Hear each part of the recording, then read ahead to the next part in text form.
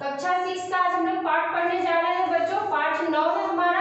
आप लोग देख लीजिए, अभी तक हम लोगों ने नाटक नहीं पढ़ा है। बहुत सारी कविताएं, कहानी है ना, जीवनी, बहुत सारी जीवनी के बारे में भी हम लोगों ने पढ़ा है, लेकिन अभी तक हम लोग ने नाटक नहीं पढ़ा है।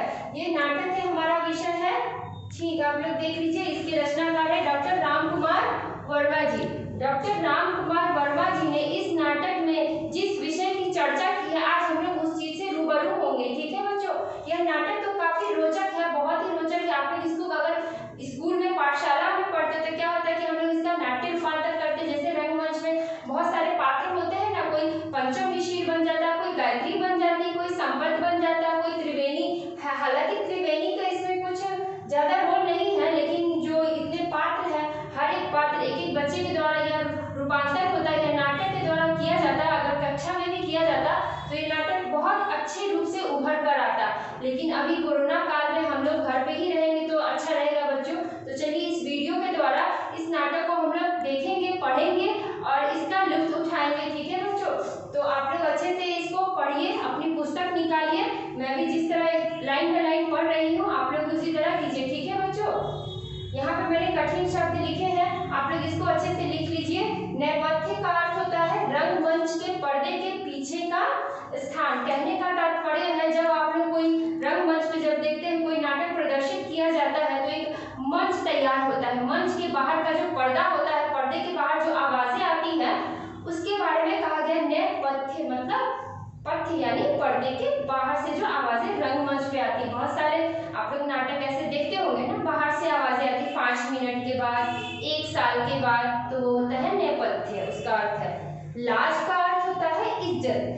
ठीक है बच्चों, चैतन्य, चैतन्य का अर्थ होता है चेतना से पूर्ण, मतलब जो अपने कार्य को लेकर काफी चैतन्य हो, काफी उत्सुक हो। ठीक है, कारोबार का अर्थ होता है व्यापार। ठीक है बच्चों, तो चलिए हम लोग अपने शीर्षक पे आते हैं। हमारा शीर्षक है छींक।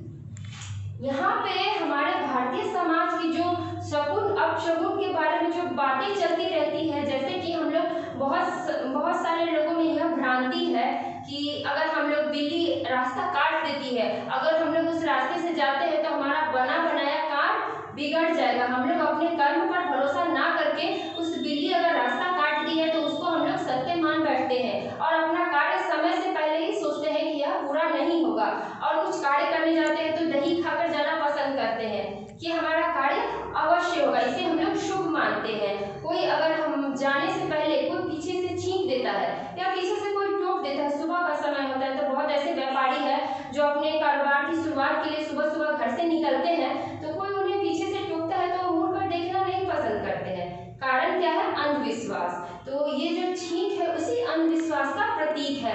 यहाँ पे क्या होता है, पंचम मिश्र एक पात्र है।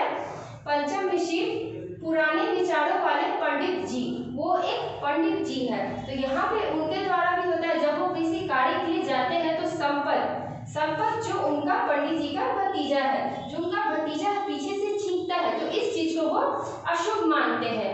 और पात्र है गायत्री, है पंडित जी की पत्नी। पंचम मिश्र की पत्नी का नाम है गायत्री, उनकी बेटी का नाम है त्रिवेणी। आप लोग अच्छे से लिख लीजिएगा। उनके भतीजे का नाम है संपत। और एक ग्वाला होता है देवी दिन। ग्वाला मतलब हम लोग जब इस नाटक को पढ़ेंगे, ग्वाला जो दूध देता है, दूध दूहने वाला, जिसके द्वारा दूध लिया जाता है, उसे ग्वाला कहा जाता है। यहाँ पे एक जाति के बारे में बताया गया है। ठीक है बच्चों, और समय क्या होता है, यहाँ पे मैं समय नहीं लिखी हूँ। समय हमारा सुबह का 7 बजे। ठीक है बच्चों, आप लोग इसको लिख लीजिए। सुबह का 7 बजे का सुबह का समय है, आपकी पुस्तक में दिया गया है। और लाला हरकिशन दास कौन है? पंडित जी, वो पंडित जी के पुरोहित है ना, लाला हरकिशन दास है। उनके यहाँ जाते हैं, वो बहुत बड़े व्यापारी हैं जिनके यहाँ जाते हैं पंचम मिश्र जी। ठीक है, तो चलिए ये अब हम लोग नाटक पढ़ने जा रहे हैं। इस नाटक में क्या है, बहुत अच्छे अच्छे पात्र है, बहुत ही रोचक पात्र है, जिसे हम लोग पढ़ेंगे तो हम लोगों को बहुत अच्छा लगेगा।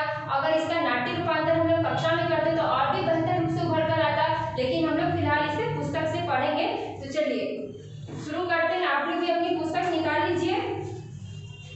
देखिए, आपके पाठ के शुरू में ही लिखा है, हमारे समाज में अनेक अंधविश्वास विद्यमान है। ऐसा तो है, हमारे घर में भी हमारे माता पिता में एक ऐसे मिल ही जाते हैं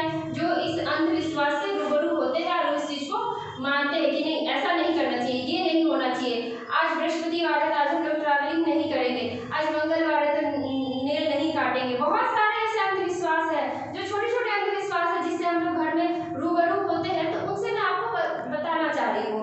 काली बिल्ली को देख लिया, दिन खराब हो गया, कौवे को देख लिया, कोई आने वाला है ना। बहुत सारी ऐसी बातें हैं जो अंधविश्वास का प्रतीक हमारे समाज में अब भी विद्यमान है, वो पहले से पुराने समय से ही चला आ रहा है।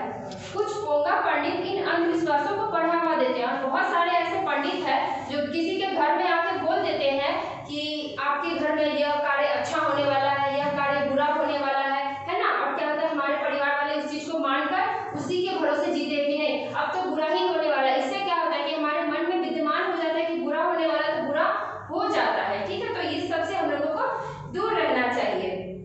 आज प्रगतिशील वैज्ञानिक युग में ऐसी बातें स्वीकारने योग्य नहीं है, मतलब यह हमारा वैज्ञानिक का युग है, बहुत सारे साइंटिस्ट हैं, तो हम लोगों को इस युग में भी इस सब बातों को, इस भ्रांति को लेकर नहीं चलना चाहिए। पाठ में दिए गए नाटक का आनंद लेते हुए सीख ग्रहण करें। तो इस पाठ से हम लोग बहुत सारे सीख ग्रहण करेंगे बच्चों। तो चलिए इस पाठ का शुरुआत करते हैं। यहाँ पे एक दृश्य दिख रहा होगा बच्चों आप लोगों को, जहाँ पे पंचम मिश्र लेटे हुए और गायत्री उन्हें उठाने का प्रयास कर रही है, ठीक है। आप लोग भी अपने मन में एक दृश्य बना लीजिए कि एक कमरा है, एक कमरे में पंचम मिश्र लेटे हुए हैं और गायत्री उन्हें किस प्रकार उठाने के लिए, उन्हें कहीं पे जाना है, उठाने का प्रयास कर रही है, ठीक है। इस नाटक को मैं छोटा सा करके आप लोगों को एक दो लाइन में बताती हूँ कि जो पंचम मिश्र है, ये जो लाला हरिकिशन दास है उनके पुरोहित है, तो उनके यहाँ वो जाते हैं तो सोचते हैं कि उनकी बेटी का शादी कहीं फिक्स करवा देंगे हम, तो हमें बहुत सारा पैसा मिलने वाला है, इससे हमारा समय बदलेगा। इसके द्वारा वो बहुत सारे ऐसे कार्य करवाना चाहते हैं। संपत से कहते हैं कि जब मैं जाओ तो नेवले को पीछे से बोलना आवाजें देने के लिए, ग्वाला को बुलाओ दूध दूहने के लिए, ताकि मैं जाऊँ तो मेरे सामने से अगर दूध दुहेगा तो ये मेरे लिए शुभ होगा। अगर इस प्रकार के कार्य मेरे आगे पीछे होंगे तो मेरा कार्य अवश्य होगा, हमारे घर में सोना बरसेगा, ठीक है। ऐसी भ्रांति उनके मन में है कि ये सब कार्य करेंगे तो हमारे घर में अवश्य शुभ कार्य जरूर होने वाला है, पैसा आने वाला है, सोना आने वाला है हमारे घर में। बस उनकी यही कहानी को हम लोग विस्तार में पढ़ेंगे, कहानी यही है, ठीक है। तो चलिए, पंचम मिश्र घर में सो रहे हैं, उनकी पत्नी गायत्री उन्हें जगाने की चिंता में है। उनके पंचम मिश्र कौन है, पंडित जी हैं, उनकी जो पत्नी है उन्हें जगाने की कोशिश कर रही है। नेपथ्य से जोर से एक छींक होती है, 10 सेकंड बाद फिर दूसरी छींक होती है। यह छींक कौन करता है, संपत करता है, ये हम लोग आगे नाटक में पढ़ेंगे। तो गायत्री कहती है पंचम मिश्र को जगाते हुए, अरे आज क्या सोते ही रहोगे, 7 बज गए, इतना दिन चढ़ आया है। वो कहती है कि आज क्या सोते ही रहोगे, सुबह के 7 बज गए हैं, आप उठ जाइए, मैंने यहाँ पे समय लिखा है ना बच्चों 7 बजे। तो फिर गायत्री कहती है कल ही आप कह रहे थे मुझे यह काम है वह काम है, 7 बजे तक सोकर काम करोगे। वो कहती है, तो फिर पंचम मिश्र कहते हैं जय जय नटवर गिरधारी, दिन भर रखो लाज हमारी।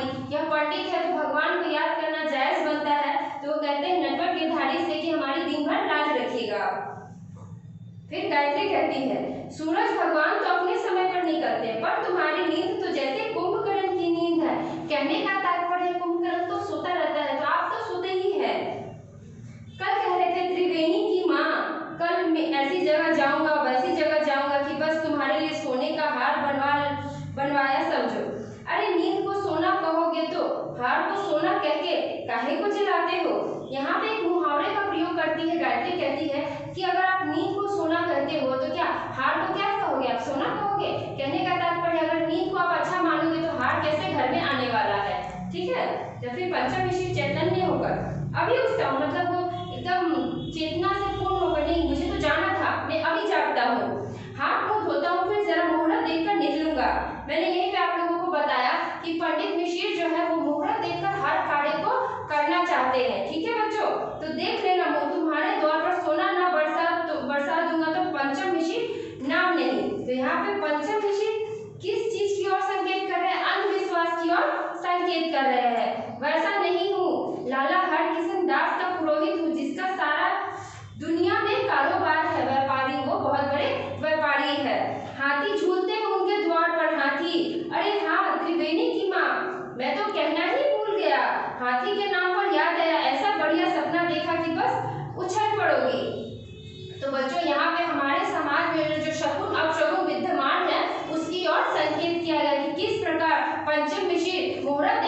जाने की कोशिश कर रहे हैं। ठीक है बच्चों, तो यहाँ पे त्रिवेणी जो है उनकी बेटी है, पंचम मिश्र की बेटी है, तो वो कहना चाह रहे हैं कि साल भर में इतना सोना हमारे घर में आ जाएगा कि त्रिवेणी की शादी में हम लोगों को सोचना नहीं पड़ेगा। ठीक है बच्चों, तो आज इस नाटक को हम लोग यहीं पे करते हैं। इससे आप लोग कुछ समझिएगा, आज हम लोग जिस विषय की चर्चा की है उसको अच्छे से समझिएगा, आगे की कक्षा में इस नाटक को अच्छे से पढ़ेंगे। ठीक है बच्चों, धन्यवाद।